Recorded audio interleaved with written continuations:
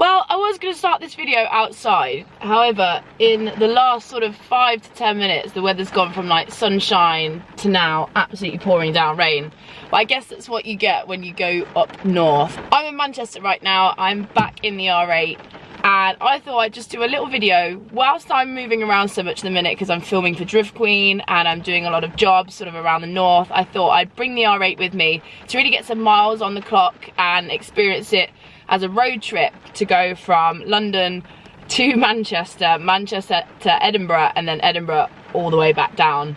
Because I've only got this car for another probably four or so weeks now. I've had it for 4 weeks.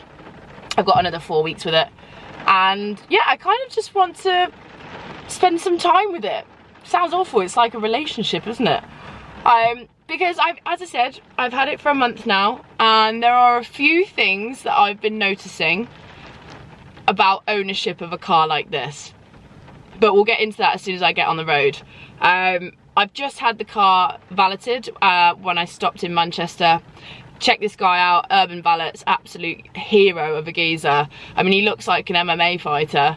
I think he is an MMA fighter, but he's the softest, loveliest, like, scouse boy you'll ever meet in your life. He's brilliant, because let me talk to you about the white leather in this car. It's been giving me anxiety, because like every time we get in jeans or something like that, it's really easy to see the transfer. So I've been keeping on top of it with leather cleaner. And yeah, he's just, before I go on a big road trip, I don't know about you, but I like to clear the car of everything. So no rubbish in it, make sure it's super clean, put a hoodie on, take my belt off, just relax if I know I've got hours to go. That sounds really weird, take my belt off. But I'm being serious, because I need to be in my little zone. And I've just had the car valeted, outside washed and waxed, and the thing is mint. So I'm proud of myself for managing to keep it all extremely clean. I mean, look at this, like bright white leather. That's what we like to see. Anyway, I will get into the talking points when I get on the road, because I've got about 4 hours to go. So I don't think you really want to listen to me for 4 hours. I got my little packed lunch here as well. I went to M&S. How cute is this? Got a little, what's your sandwich from M&S? Mine's ham and smoked mustard. Ham and smoked mustard? Smoked ham and mustard. That is like the one to get. But everyone has a particular sandwich that they go for. Let me know in the comments what your sandwich is. But yeah, right, get on the road, Becky. Jesus, I'm always procrastinating. I've even got valeting stripes in my carpets now. Look at that, Audi. I am taking very good care of your vehicle. Right.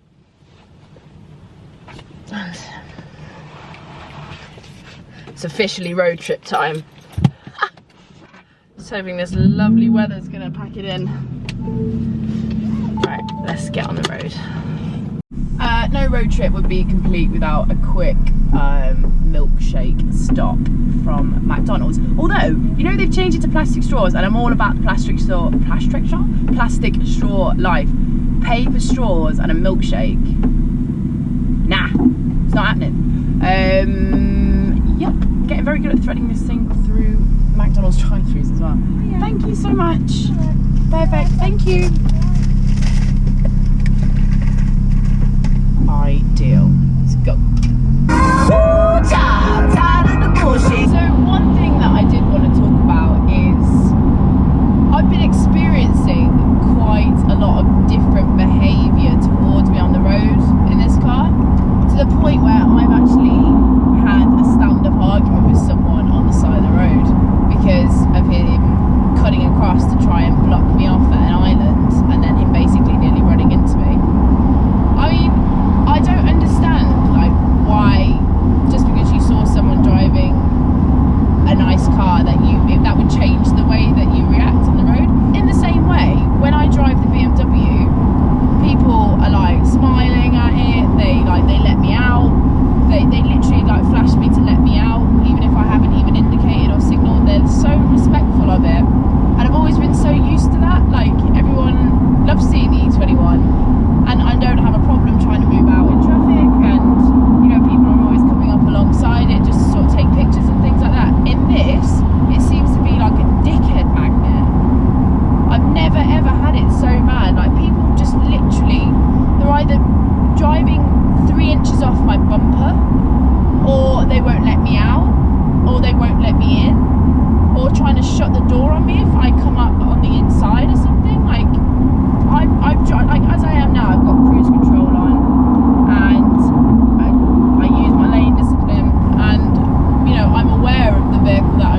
so I don't drive like a knob, but people still act so differently around me. I don't get it. I know, you know what, I put an Instagram story up. Good morning, Instagram. I am one tired pup today, but I am on my way heading up to Manchester in the R8 for another little road trip in this. But I tell you one thing, right? What happens to people when they see a young female driving a nice car? I don't understand. I've been driving this car a lot over the last couple of days, and the behaviour on the roads is getting ridiculous. Either they won't let you in, or they won't let you out, or they're right up your bumper, or I've just had my phone, I got out the car to go to a petrol station, and some geezer's shouting at me, telling me that and the reactions and the people that were getting in touch with me off the back of it, saying, yeah, I experienced this, and I said, you know, young female in a car, but I think it is just anyone in a car, in a nice car. Like, it's bizarre how people just get weird and it gets into their head. I don't know. Again, you lot, have you ever experienced like people being rude for no apparent reason to you just because you've got like something, I don't know, just people being weird on the road? I definitely think that there's a conversation, because it is literally such a stark difference to what I'm used to in the E21. Literally nobody is horrid to me when in that car. Even if I'm in the wrong lane and I like pop my head out the window and say, sorry, can I come across? And they're like, yeah, crack on, girl, like no stress. This probably just run me off the road. Weird. I'm starting to like the way it's all opening up into like beautiful green countryside. There's nothing more exciting than being able to go for a drive, like a proper drive, spend a bit of time by yourself and just drive your car. I'm almost in my own little world. I'm like planning world domination, quietly eating fruit pastels, listening to Robbie Williams.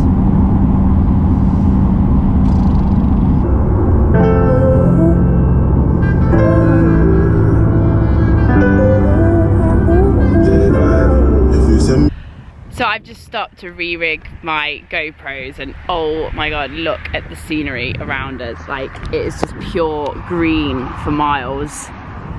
Like, and it's got the little stream over here. I have clicked the car into dynamic and into manual mode, and it is singing around these hills. This really is the best thing I could have done with the car. Like, I was having a bit of a tough time with it, just people getting on my nerves driving it. But now I've taken it out here and I really realise what this car is all about, and actually what driving's all about. Like, if you ever want to sort of reconnect with the reason why you love doing what you do, like especially if it's around cars, like come somewhere like this. I feel inspired already. It's mint. Beautiful. Do you know what, I reckon I'm just going to end up being like a country bumpkin in the end. I'm going to end up like in the countryside somewhere with loads of cars and dogs, maybe a few motorbikes, maybe a husband, who knows. Anyway, I'm gonna get back in the car, put another GoPro on somewhere else, yeah, and crack on. I'm loving this.